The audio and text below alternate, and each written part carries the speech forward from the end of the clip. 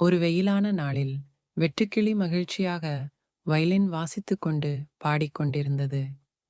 அதற்கு வேலை பற்றி எந்த கவலையும் இல்லை. அது முழு நாளும் குதூகலமாக ஆடிக்கொண்டிருந்தது. அதே நேரத்தில் ஒரு சிறிய எறும்பு மிகவும் பிஸியாக இருந்தது. அது சாப்பாட்டை தேடி தன்னுடைய வீட்டிற்கு எடுத்துச் சென்று குளிர்காலத்திற்காகச் சேமித்து வந்தது. அது தினமும் சிரமப்பட்டு வேலை செய்தது.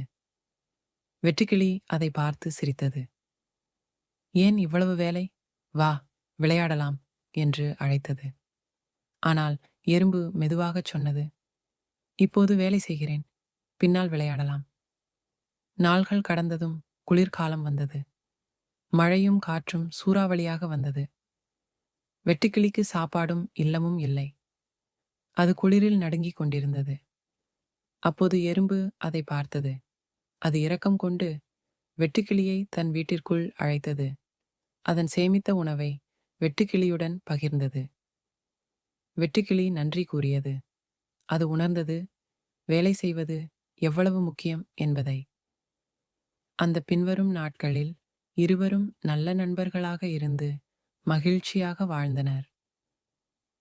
பாடம்: முதலில் வேலை, பிறகு விளையாட்டு.